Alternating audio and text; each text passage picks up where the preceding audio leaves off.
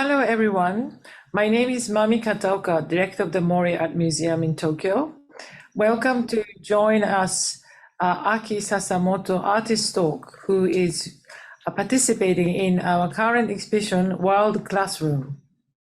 Aki Sasamoto was born in 1980 in Kanagawa, Japan, and moved to New York in 2000. She is widely known for her installations composed of everyday objects and industrial products, as well as her lecture performances held in these spaces. Having studied mathematics, contemporary art, and dance, she arguably experiences through her own body the natural phenomena, properties of materials, graphs, and diagrams studied in fields such as mathematics and physics, while projecting them onto human psychology and properties or everyday household chores such as cooking, washing, clothes, and cleaning. So today, Aki is going to talk a little bit about her works, particularly the works on view. And then later on, we'll be joined by Aki's friend and also mathematician, Pau Atela, who was born in Mexico City in 1958.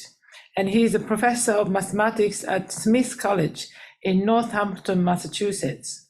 And he studied mathematics at the University of Barcelona and earned his doctorate from Boston University, specializing in dynamical systems. In 2008, he established Math Studio, an experimental creative lab exploring teaching and learning through contemporary art and mathematical sciences. And Pau Atela's Recreations and Math Studio, a retrospective of his paintings, works on paper, videos, and installation was exhibited at University Museum of Contemporary Art in Massachusetts. So Pau is joining us from Barcelona today. So thank you for joining, Pau, and I will give a stage to Aki to start her presentation. Okay, so thanks for the introduction. I guess I can talk today about some works since I started to make artworks in maybe late 2000s and pick a few work that concerns with some of my interest with perhaps where rhythm and experience of dance and maybe geometry and perhaps basic mathematical concept might merge, I guess. Okay, so I'll share screen. I'll start with, this is a work from 2008. Or maybe even before that, I started to do this work called Secrets of My Mother's Child.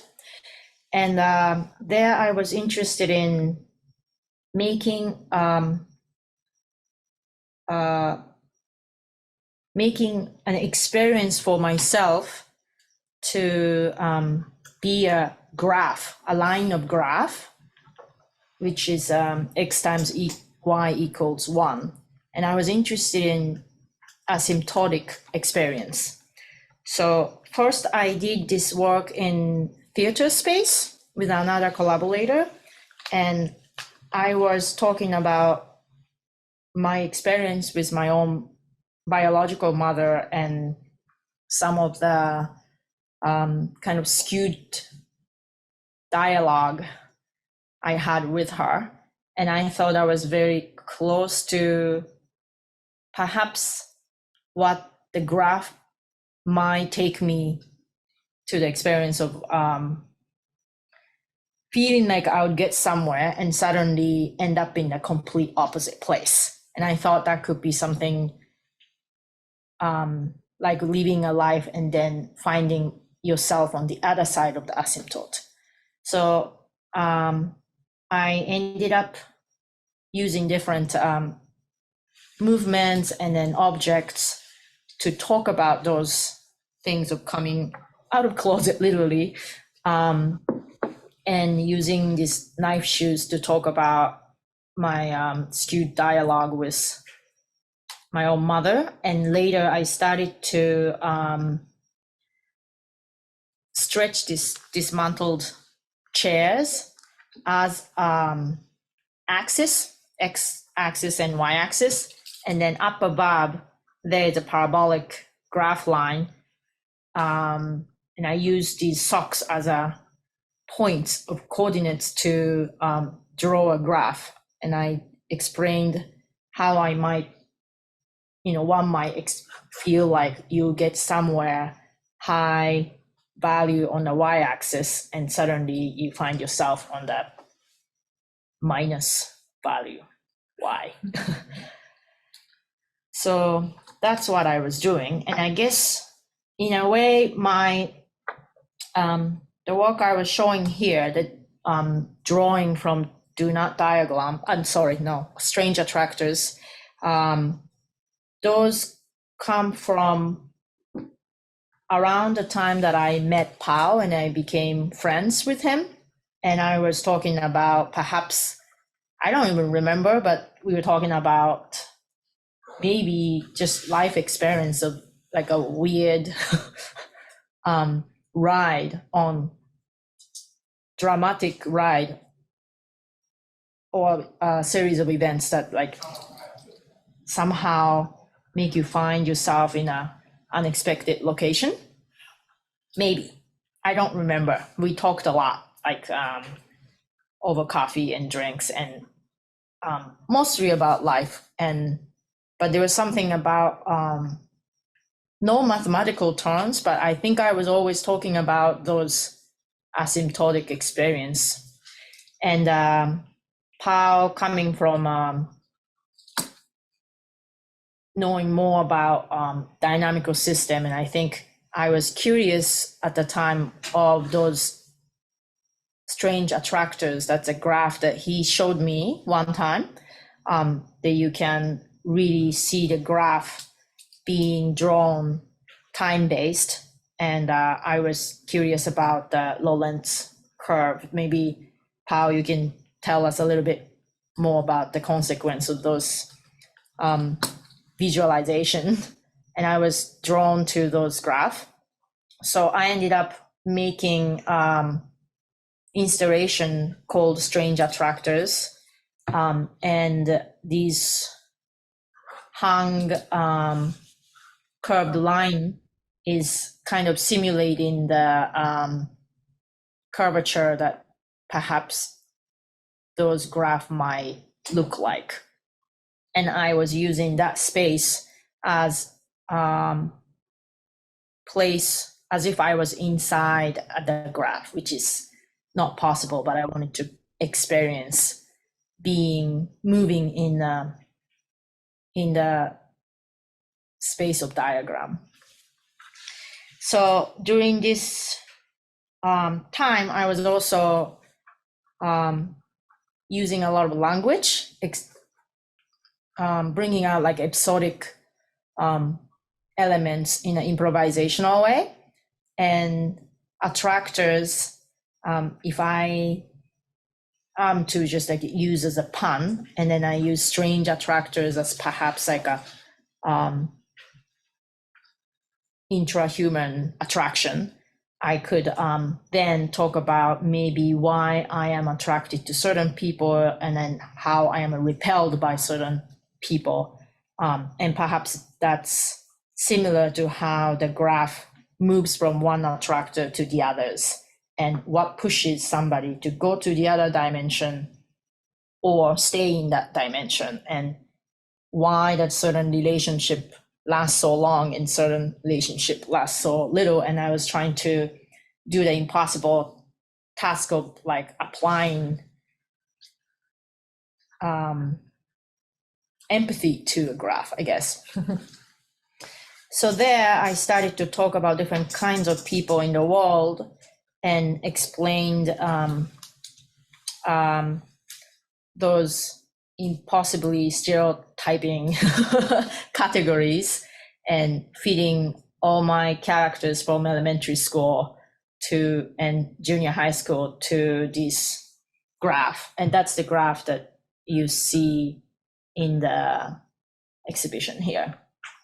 This is somewhat related, but not really, but this is a glass. I was interested in the glass, just rotating them and then making a noise, and then because they're different, sometimes it's a different polygon, and I liked the sound, and I wanted to make that some kind of spinning device that continue that music. And I was talking to Pau, and then he was showing me how the proof of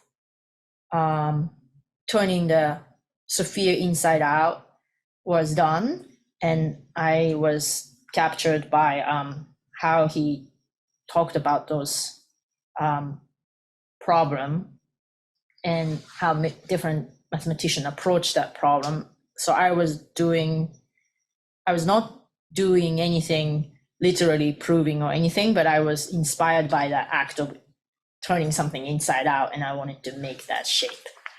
So that's that. And mostly movement or sound was something that I wanted to link. And here you see the graph that I end up doing. And what I end up doing is those like different people in the world, and I was describing different type of people and then how they interact, and then later superimpose the strange attractors graph onto it, and then trying to describe how people I named Tink would be linked to the people I named odds. And perhaps it's because they are linked as in the same graph. And maybe another set of graph might get superimposed. And at that time, I was interested in those, extra thoughts when you are in maybe like studying or reading books or looking at the textbook, and then you sometimes see through the next page graph from the current page. And then when you have like a two different graph superimposed, and what would that mean? So I like to kind of dirty up the like separated scenario onto each other and see, perhaps simulate the complexity that I feel like it existed at the time when I was experiencing my 20s and 30s socially. So you can see when I'm not performing, it looks like this. And their recurring theme I have is some, I think, asymptotic experience I'm interested, but also I had a very emotional connection to the mathematics teacher from junior high school, whose blackboard was so beautiful. And she was very good at drawing circle. So I did time to time share that sentiment with Pau, like how certain circles are beautiful. And we were talking about that all the time. And then around that time in 2010, I figured out how to draw a circle beautiful on the wall. So that kind of appears a lot in my work. Okay, so that's strange attractors. And I thought maybe I could show a couple of maybe I can show the, let's see. Then I realized I could maybe start working with Pau to collaborate. So that's what I did here. This is not my work, this is Pau's work.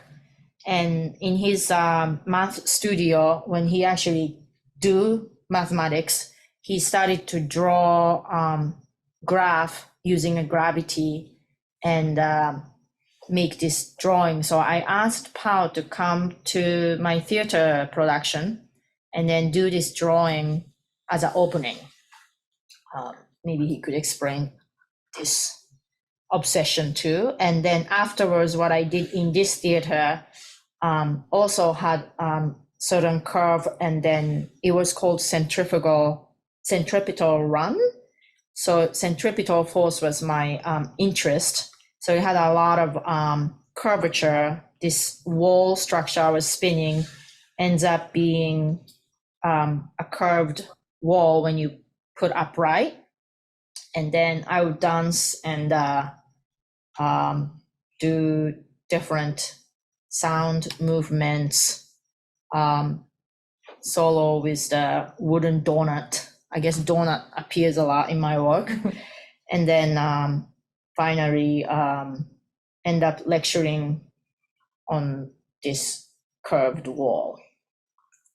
That made me realize that I could actually collaborate with Pau and get deeper into the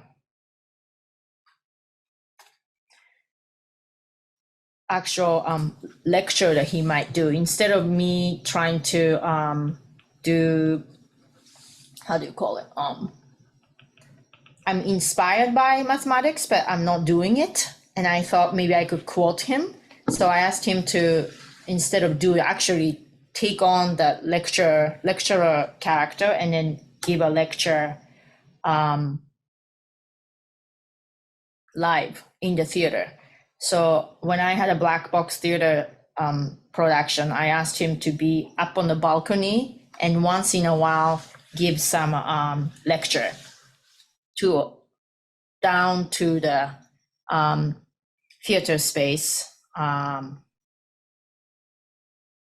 don't know, maybe I can show a little bit of, so type of thing I was doing was I was collaborating with him, but also actor and the musicians. And I was interested in talking about, this piece is called Sunny in the Furnace. And then it's talking about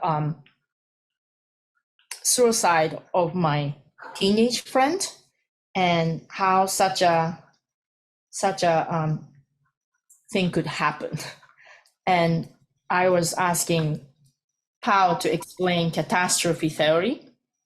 And I mean, again, a pun, but I really wanted to figure out what that, how that catastrophe could happen as a graph. And then can I experience that graph also? So here I was starting to dance with, dance to this song by Bobby Hebb called Sunny in the Furnace, which is about his brother dying. A very optimistic song. And I would then later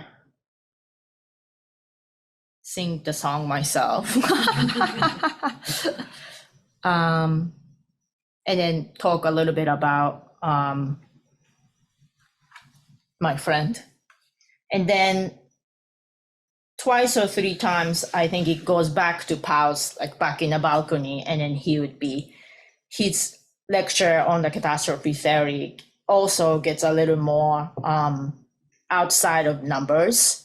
And I think you end up talking about monkeys, so I don't remember, something else, like some other example, and then asking about how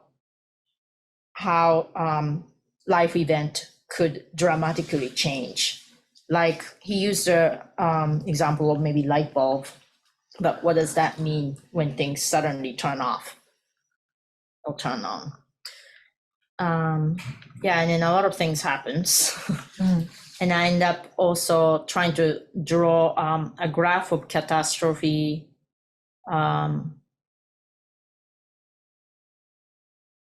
he was talking about, one of the graph on the floor using different line. And this is a graph just about completely different, just about people, two different type of people again.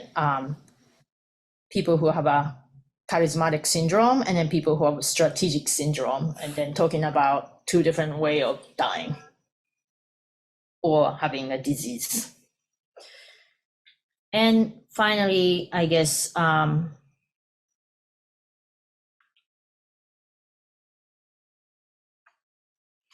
don't know what would be a good place to show, but I've also, again, dancing, and there's other collaborator, also sculptor, who made a different shape that sort of reminded me of the Sugimoto's work here, but mathematical model that this is mainly a collaboration between Pau and Sam, who's a sculptor, and trying to make a bigger version of coiled shape. And I wanted to dance with it. So you will see, for example, this roll, a huge tree could roll over me because I'm aligned with that line. And it basically, when you roll this shape, it becomes a stripe on the floor. So we did different things here. And I think the piece ends with, oh yeah, maybe Pau is coming here and then putting some coordinates of a drop you might experience. So the idea of topology come from his explanation, but I think my interest was like, how can I create an installation space that I as a performer can experience walking on that line, upside down, or perhaps flipped, or those are my interests. And let's see, one more thing that I'm showing here is the video piece called Do Not Diagram. So I'm not going to show the video here since you have it, but it's this is some of the crucial moments that I end up using tempered glass in the woods. And I was, at this point, I guess, again, donut is recurring, topologically interesting shape, and circle comes out. And what is that experience of finding yourself on the other side or a completely different dimension? So a breaking is things that breaks are interesting. So I wanted to destroy something. So I'll make a graph, and then once in a while, this is just a still shot of the moment that is just a half second, but glass will just shatter and it disappears. But in fact, there are 3 layers of glass. So there is another layer always, and you start to doubt what this surface is or what that dimension that you're used to. And I wanted to see how can I find myself in the other page suddenly. And this piece was shot by making this device that holds the glass sheets. And there are 3 different layers, and then I was shooting like that. And it was done in one shot improvisation since I had only 3 sheets. And I wanted to collect the sound of broken glass because it's tempered glass. So after it's breaking and then shattered pieces go down on the floor. On the floor, the glass pieces dancing for a while. And I had a mic there, and then some of the sound that you hear with the video was composed with those sound collected from this shuttling. And yeah, so that was that. And I guess finally, let's see. So my recent work right now, the piece I made last year, I also found myself thinking about maybe not asymptotic experience, but like how seemingly chaotic movement and then what that means. So just to observe those things, I made this float table that has an air, constant air, and then objects are floating on top of these perforated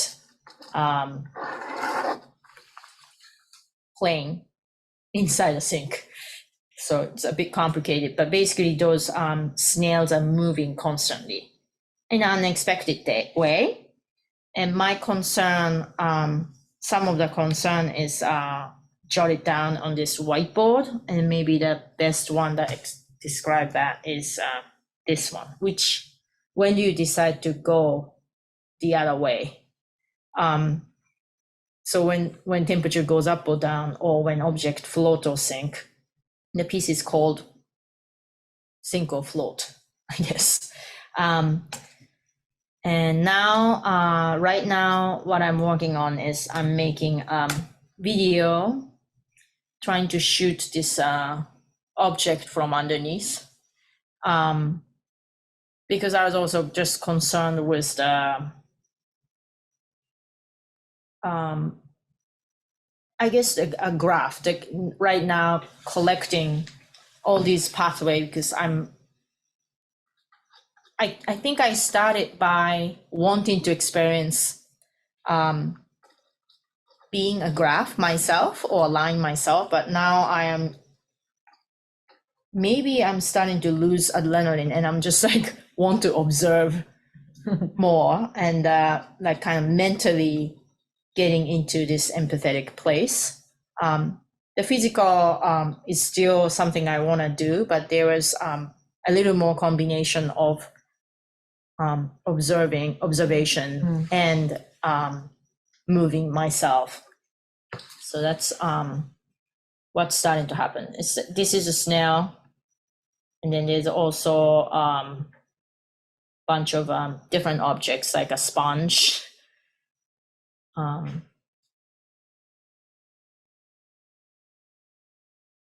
Yeah, is this 20 minutes, 30 minutes? Maybe. So yeah. Let's stop. Fantastic. Thank you, Aki. It's fascinating to think that someone initial interest was experience the graph. That's already quite interesting. But let's ask Pau what he does, and then how you sort of started to become friends with Aki, and how you relate to contemporary art. And also, I'm really interested in what you do as your sort of the combination of contemporary art and mathematics as a learning. So let's see. I am myself, professionally, I am a mathematician, right? Life is full of bifurcation decisions. Somehow my path had been all my life mathematics. I never thought of having any active interest in art other than just purely passively observing things throughout my life. And it's something that happened to me in a given moment. It was an explosion in self-development that suddenly I started to being very interested in putting myself perhaps at a zero moment. So it was work of introspection, self-knowledge that put me in that moment actively for a couple of years. It was I also use techniques of Jung to try to awaken the subconscious that has been asleep, the part that has been asleep. So I consider that what I'm doing is I did this within one world, and now I am doing this in the other world. It was some kind of felt of balance. Now, professionally, I was also, as part of my profession, I'm also teaching.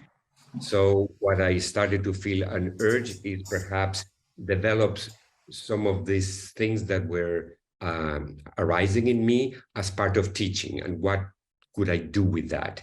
So, and that has nothing more to do with discussions with Aki constantly, right? So I'm very interested in what's this zero concept for me, and also in teaching. In teaching is not only what you're teaching, but the person has to be in a place in which then something would happen, and that place is of high interest to me. So in my university, maybe I could just share one image. Yes, please. Yes, in my university, can you see this image? Yes. Yes. Hold on. This one, yeah. So this is my space, right? In which I slowly developed to teach in a place like this instead of the traditional classroom with desks and chairs and blackboard. And but I realized that I had two conversations. One was what the students think that they are teaching in a regular course of mathematics, right? But the other one was, for me, I'm just doing something else, and I'm not going to tell them that they are also my tools in creating a space in which I feel comfortable. And so the students come here without shoes, and this is the context in which the space is constantly evolving. Right, and this is, sometimes I invite some artists or some mathematicians, and the students have different experiences in this place. So yeah, maybe I will just say this. Yeah, I just forgot that the Carl Jung element was very big, because before showing in the art context, I was more showing in the dance theater context, and most of the choreography I did myself, but also choreographers I was working for improvisers, and those improvisation, Yes. there are different types of improvisation, but the people I ended up working with or had like good rapport were mostly people who do Jungian practice. And so that was another link I had with Pau. And then, as you see in the picture, like in the math studio that Pau does, it is not top down, it's more lateral space of experiential learning. And I think that was something that worked for me. And I guess right now I'm interested in observing and then talking to more of a natural scientist, but there was something about mathematics that is not about observing or proving a point through, in a way, looking for patterns versus pattern emerging is different, you know?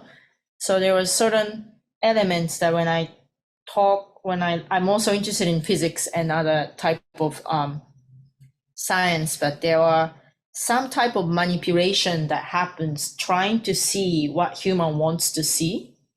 And with mathematics or talking with Pau, sometimes I don't see that beginning agenda. And I don't know what that means. I don't know if it's mathematics or if it's just Pau or it's this Jungian way of thinking, but there was something that I feel like there's a poetic lyrical decision when you decide there is a pattern, or I want to empathize with the beauty of a simple pattern or a graph, and that's like a decision and not a proof. Maybe, I don't know. Does it make any sense to you, Pau? Totally. I think mathematics is also what happened. It's a realm in which there's a lot of metaphors that need to be kind of language, right? We have to use language to describe things that are happening in the mathematical research place. So, but that language is borrowed from our languages, right? English in this case, right? And so these words that we are using, they are highly metaphorical because they have a substrate that is kind of mathematical, but when you translate it into something else, it's very, very rich source of inspiration. Mm-hmm. And that's where you can connect with other places. Yeah, but all these metaphors, strange attractors, right? So those two words, they conjure things. But when you couple that with some mathematical discussion about that, then a whole thing starts to be built. That is not necessarily mathematical, depending on what language you're using and what audience you're having too. And before poetry, though, before the language introduced, there is maybe not like a meaning, but there is a rhythm. And there is I guess that's why maybe it's not, for me, instead of writing, it is more poetic because there's a lyrical decision there, or maybe tempo, or there was, I understand there's a metaphor there, but there's you could take out the language, but there still exists, the composition still is there.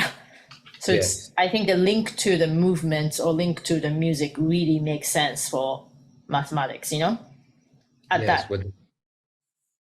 Yes, in this space, also what the body is doing, right? What the body starts doing on its own.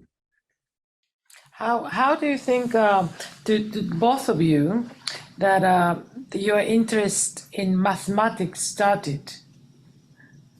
Why was it interesting?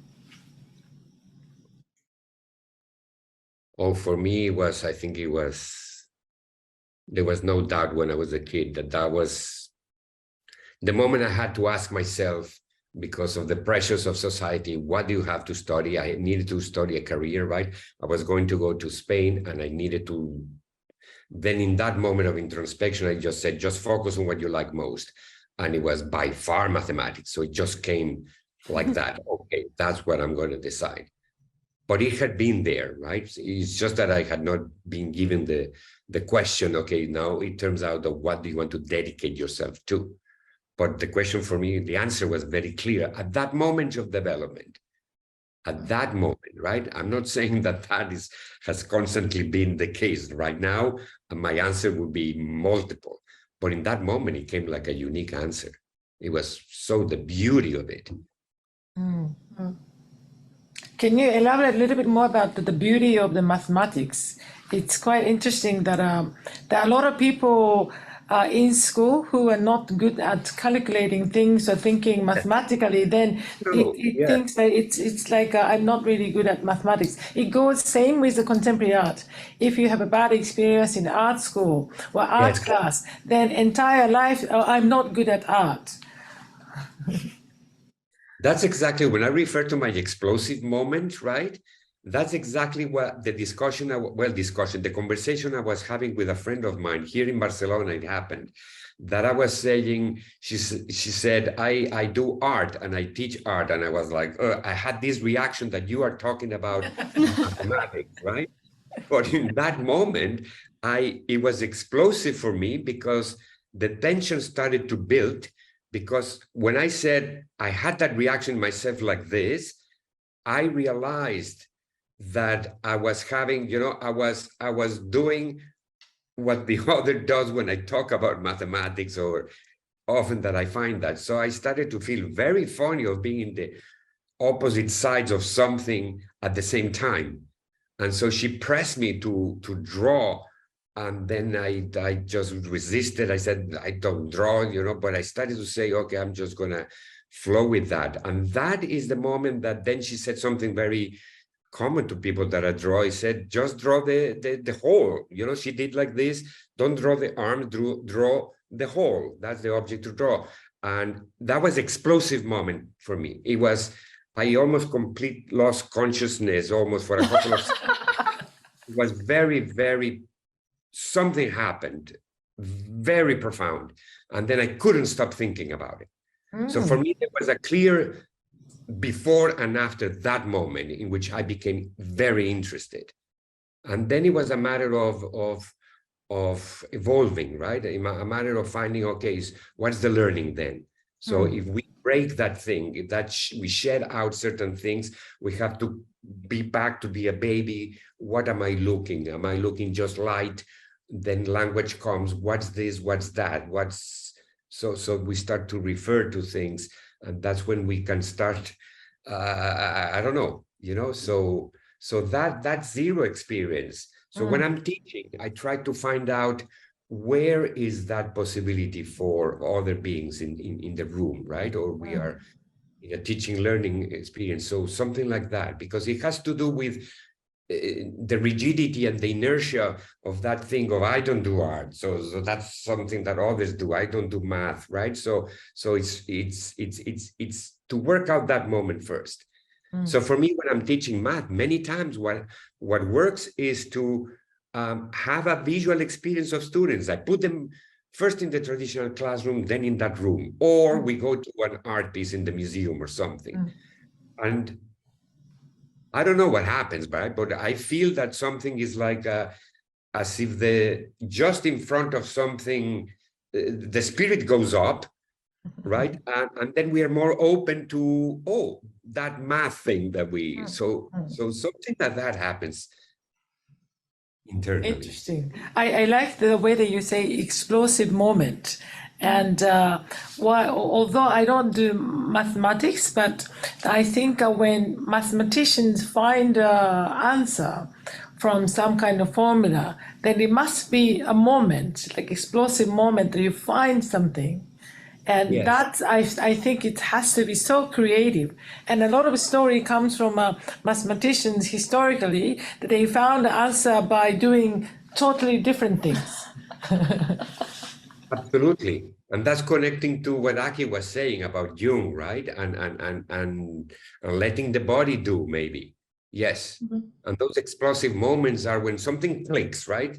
And it's a given moment, and it can be of certain degrees of the explosion can have certain degrees of magnitude. Yeah, I want Aki to explain a little bit more about the Jungian element, how that functions within what you do. Okay. So I think I'm constantly, in a way, observer of my own movement, and that's the part I think come from this practice of authentic movements and way of improvising as a technique. So I'm not necessarily performing all the time, but if I am doing the dance rehearsal, I'm always improvising to a theme or whatnot, but just do more and more and more, and until I see something. Or sometimes the goal is not performance, then it's not so much about getting somewhere quality, but it's getting to the space where I could move. It's very hard to describe because there is no goal.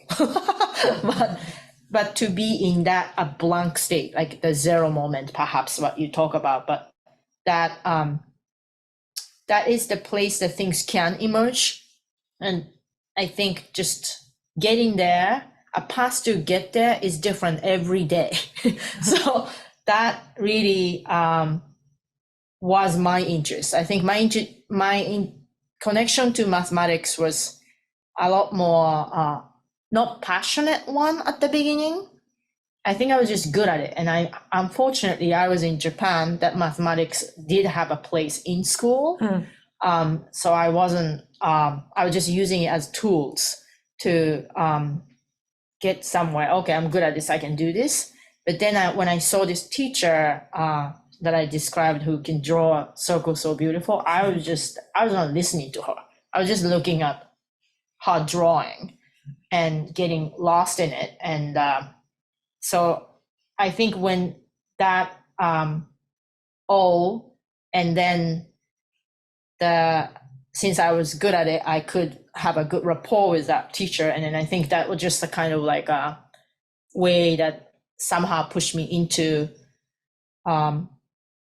doing I didn't do higher math much, but I got into that area just because I found myself liking something. And then since then, I'm just looking for things I like or things that makes you, it's pleasure based, because watching her draw was a pleasure, you know? So I just want to go there. And then dance was another way, like, okay, can I go to that place of improvisation today? And then I could just get lost in it over and over again. And this observing body idea instead of performing for somebody worked really well. And that's how I got into the Jungian practice place where actually language cannot catch up with things that's born, because language, I have to compute it here and then say something, but I don't have to if I have to move to the impulse.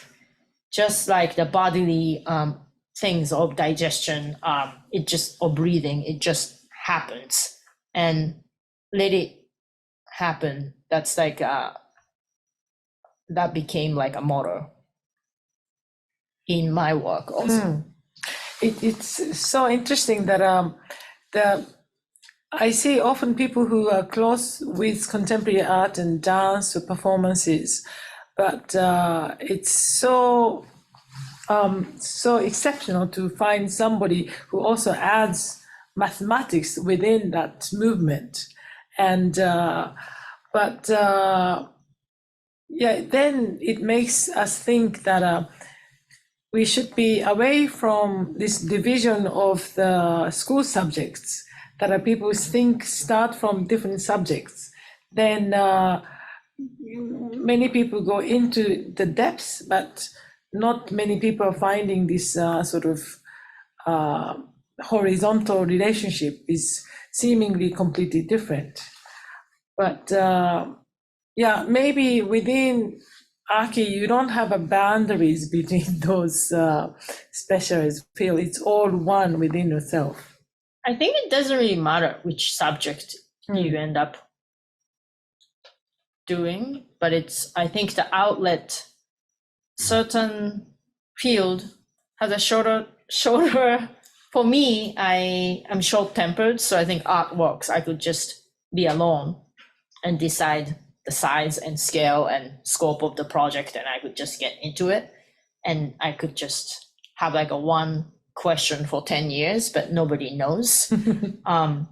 So that's, it just was a perfect field for, just because of the output format was correct, but the interest might be not art. You know, I think I teach art at university, but I had like very little knowledge, and then very I mean, with students I'm open-minded, but like my interest is probably too narrow to teach, you know. But it may be the teaching environment where students can learn is not so much about knowledge. I mean, everybody can get information, so it's not informational anymore. You know, in that way, the subject matter, it doesn't really matter anymore. But the way you do it and then the output format does matter depending on the field. Pau, how do you explore teaching and learning through contemporary art and mathematics and science? Yes, that happens in this space, right? Because what I have decided myself, I'm lucky enough that I can do it in the institution that I teach, is to split into two my teaching. In one, I do, to say it quickly, a traditional classroom, blackboard, the subject is this, and traditional mathematics teaching in a class, right? And then this is a special course that I teach, in which I'm not imposing any specified curriculum. We were talking about spontaneity before, right? And for me is extremely important because I can stay authentic to myself. And therefore, hopefully, whatever is happening in the room, we call it learning. I don't have a a concrete idea of what will happen, because first of all, to start the course, I haven't met my students. So I just have to be attuned at what's happening and try to see where people are going to evolve in whichever direction. So I'm very ready for that in that special course, right?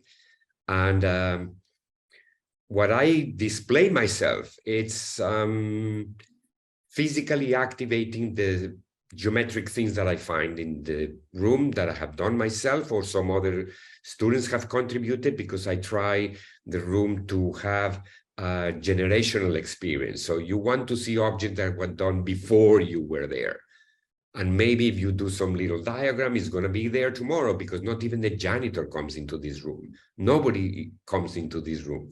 I clean it myself before the students come. They see me brooming, so that they see that part of it, right? So in all these elements that I put, I'm not just teaching art possibilities or mathematics possibilities. I'm also forming people, right? I also teach, hey, you have to take care of this wood.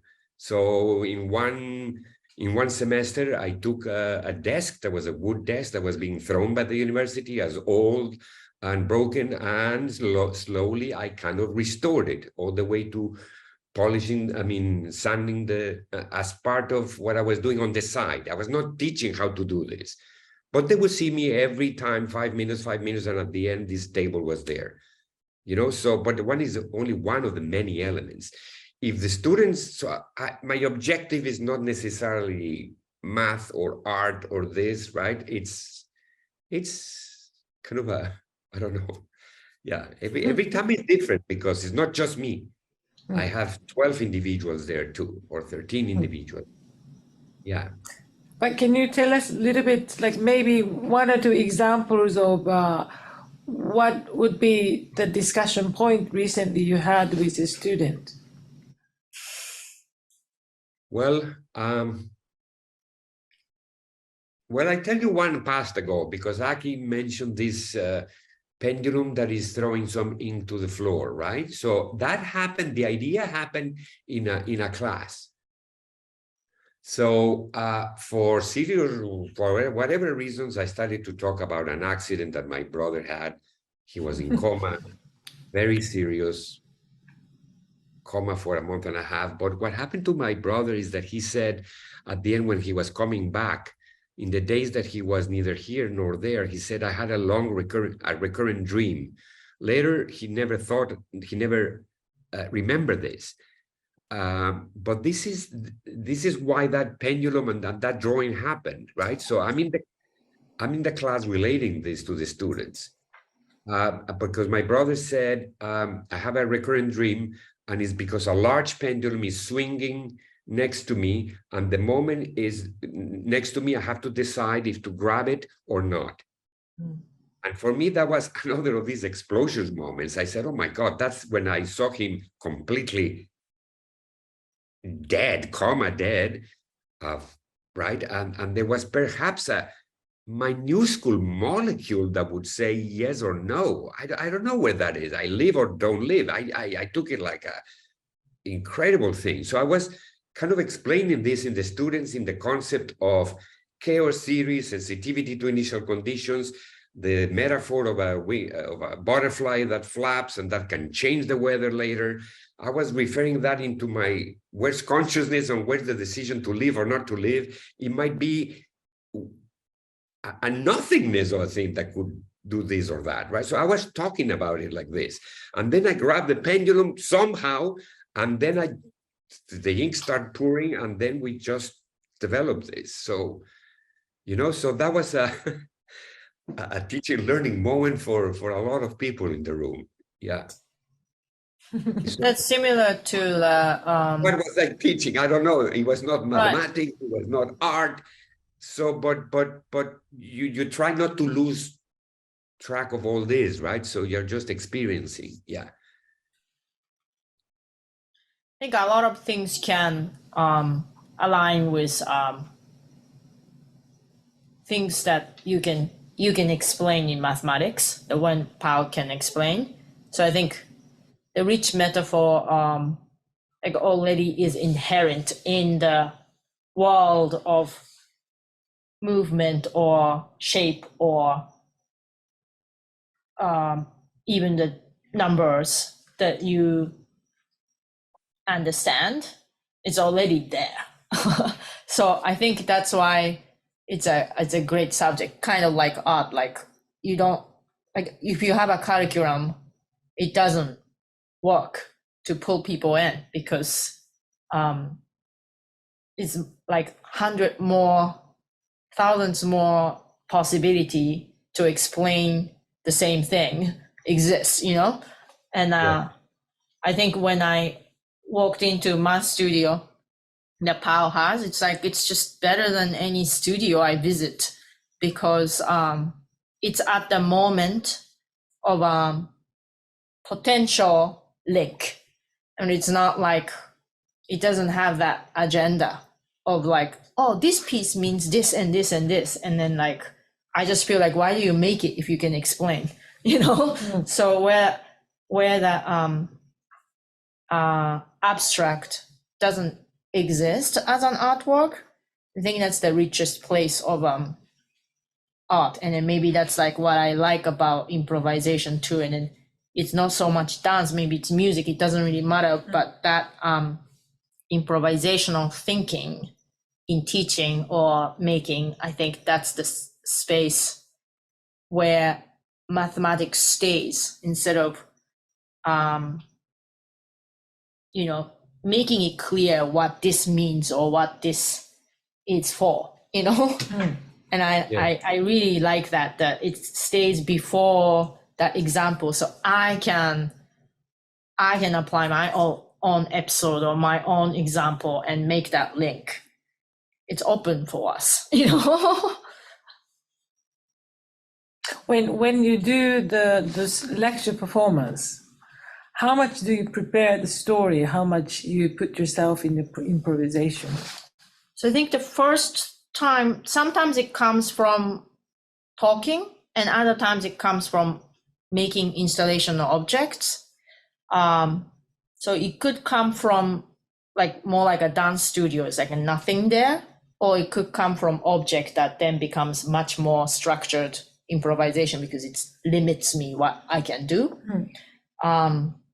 But I'm trying to withhold making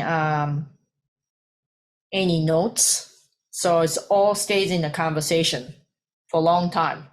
So maybe with Pau, like I'm thinking about this, and I'll go to the bar and then talk to the strangers.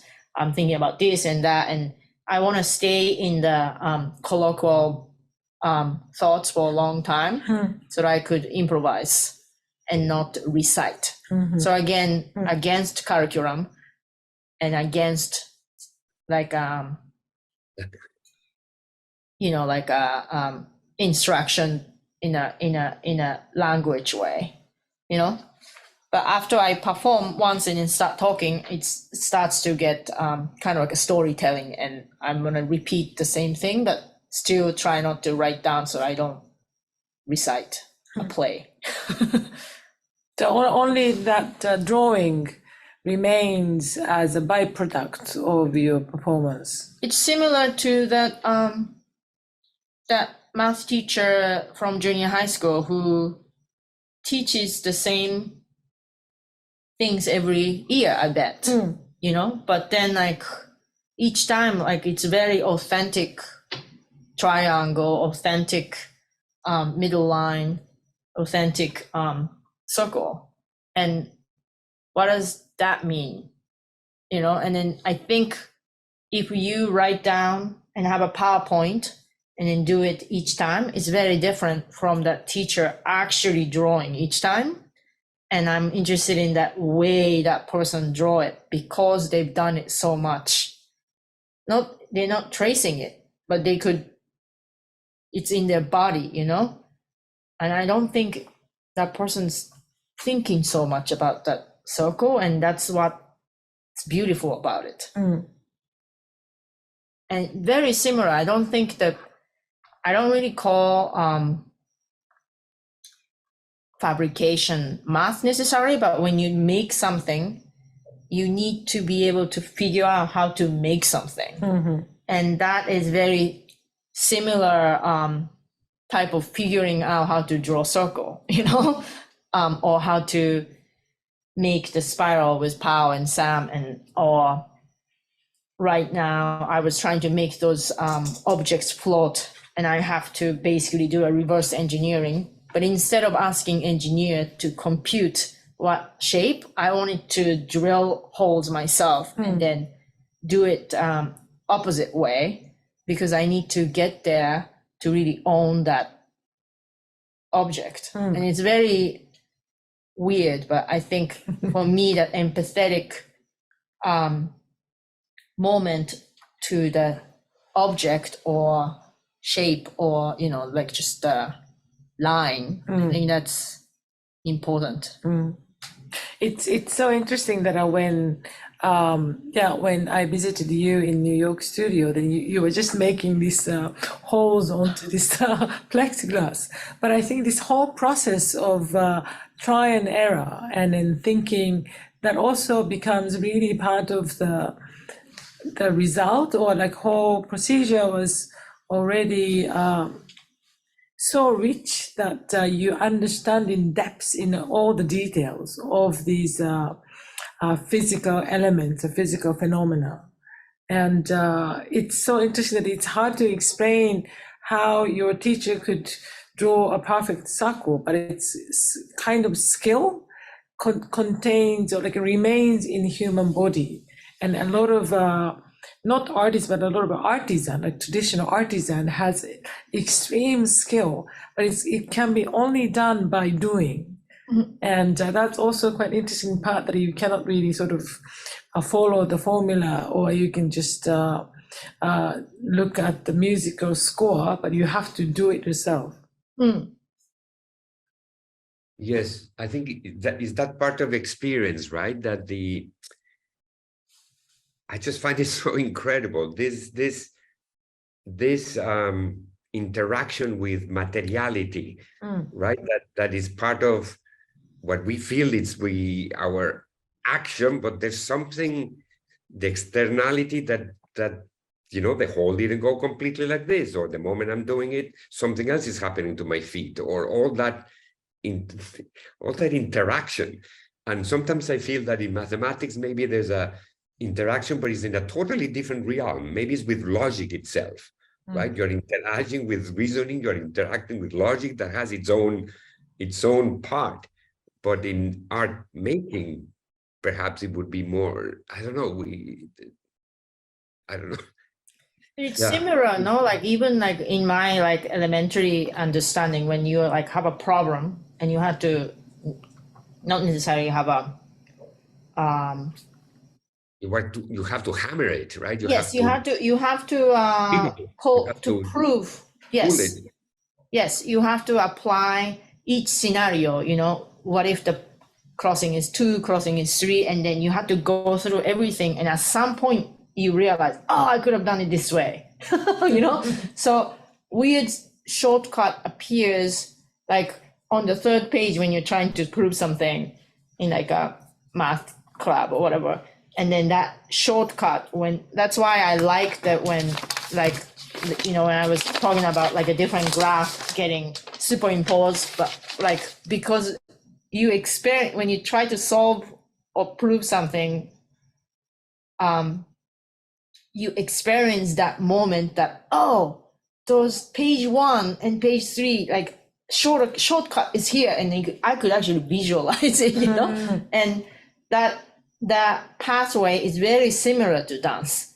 It's another way of pattern of thinking instead of, maybe the subject itself might be a pattern sometimes, but I think those are the moments that I remember liking, because it's so similar to when you try to make the same sculpture and then find the shape finally on the 4th time, or 5th time, or whatever, 50th time.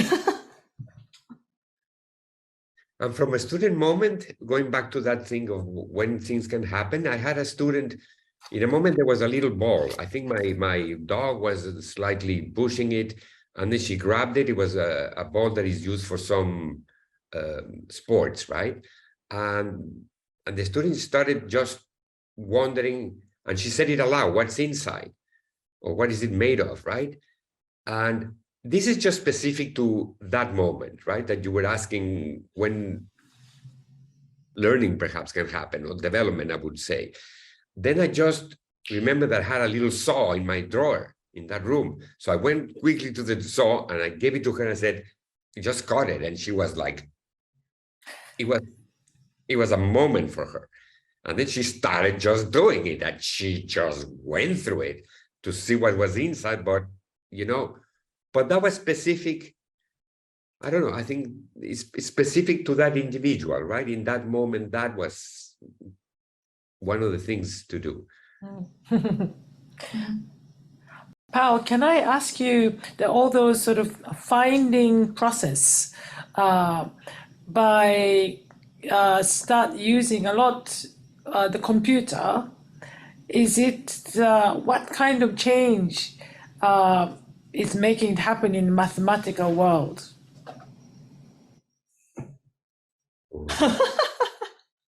Maybe it's a too big question. It's depressing. A little bit. It's curious a little bit with this thing of the mathematics behind artificial intelligence, and now actually the engineering implementation of it and the possibilities. One wonders, because there's always in all these developments is the use for bad, right? And I don't know, this is a very heavy question for me nowadays because I'm very pessimistic in terms of outcomes. And I don't know, and in terms of teaching and personal development, right, and neurological development of young individuals, especially, if I put your question to that realm, long ago, I was teaching a lot with computers. It was computer visualizations, but nowadays, the computers are so prevalent, I just decide to do nothing with computers. Just hands, and you're young, and let's just touch and open, and I try to stay away from computers at that age. So I don't know, I'm responding it on. No, I think it's very interesting. Yeah. He was like the frontier of using computer. So that's, I think, is really telling for me. Yeah, because when I saw this plaster model of mathematical formula that Sugimoto took a picture, I thought it's such a beautiful element from a 19th century to 20th century that people wanted to see it in 3D. And this mathematical abstract thinking was given these forms. And the doors are so beautiful, and Sugimoto was so impressed with the form, and which wasn't created for the beauty, but for the mathematical purpose. But then every form was just so beautiful, so that he took it and then put right lighting, like a portraiture of the important people, or maybe the angle of the camera was a little bit like from bottom to up, so that it looks more like architecture. And that is so beautiful to think that a human wanted to see something. Yes. And then seeing those forms in Aki's performance is also so interesting to actually use it, the form. So if one clicking the button make all the forms on computer would lose that kind of excitement, I thought. Yes, that's computer generated art in a way, or assisted, right? But that beauty, it's a purely, I think one of them, the one I'm thinking about, right? Sugimoto has several, especially those photographs. But a recent one, which is very, very, very, very thin and then spreads like this, is a 3D thing, right? Yes. That's I think it depicts it's called the pseudosphere. I'm pretty sure that that's the one that he's depicting in a way. So, which is a surface of constant curvature. So, and when in mathematics you look for that and you look for the shape, these things that have their visual appeal, it's really fascinating. There's a balance, right? Because mathematics many times is about finding that moment.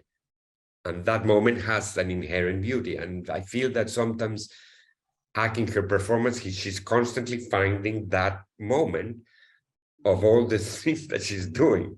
And that is similar to, I don't know, at least for me, similar to the, there's all these surfaces and that one is the one. And that's the one that Sujimoto is using it. And it's beautiful. Yeah, Aki, you explained about this, your shift from experiencing yourself to a little bit of observing. And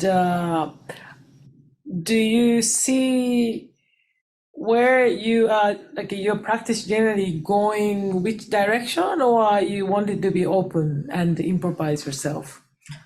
I think I just have to make sure I stay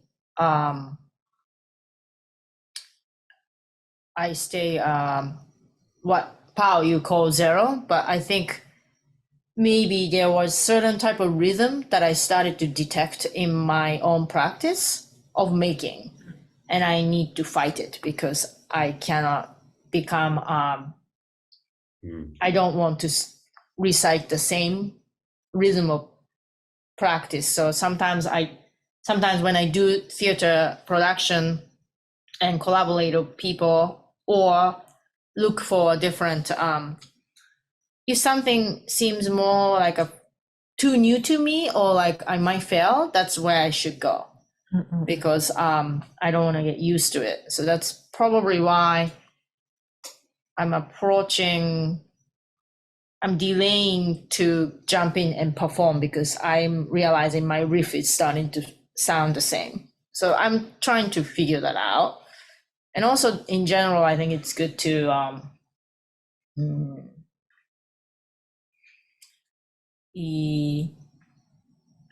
slow down. after the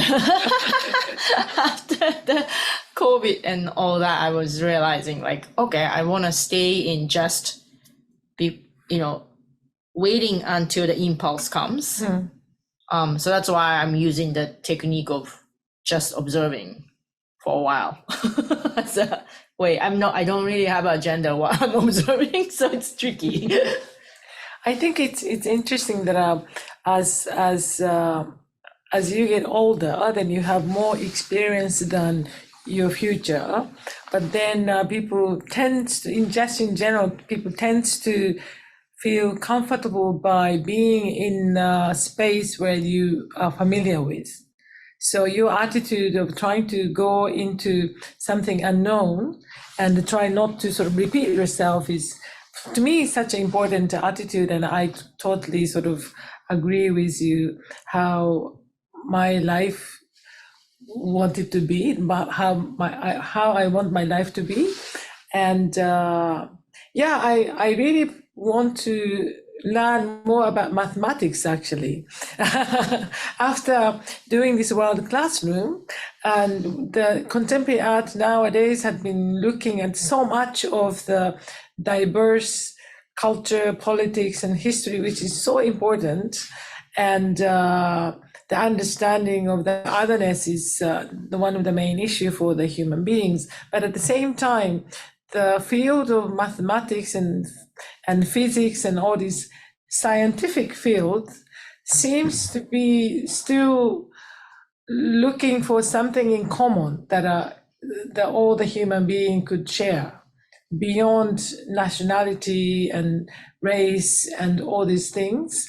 So then I found really that it must be such an creative field, and we could find this explosive point and moment. Then I'm now probably jump myself into mathematics field and to see what I can meet, because I also think that I don't want to see something that I already know, and I cannot really curate a show that I can already picture. So I always jump into the things that I would like to see something and I have never seen. Yes. Nice. So, Pau, I would love to visit your studio one day. Yes.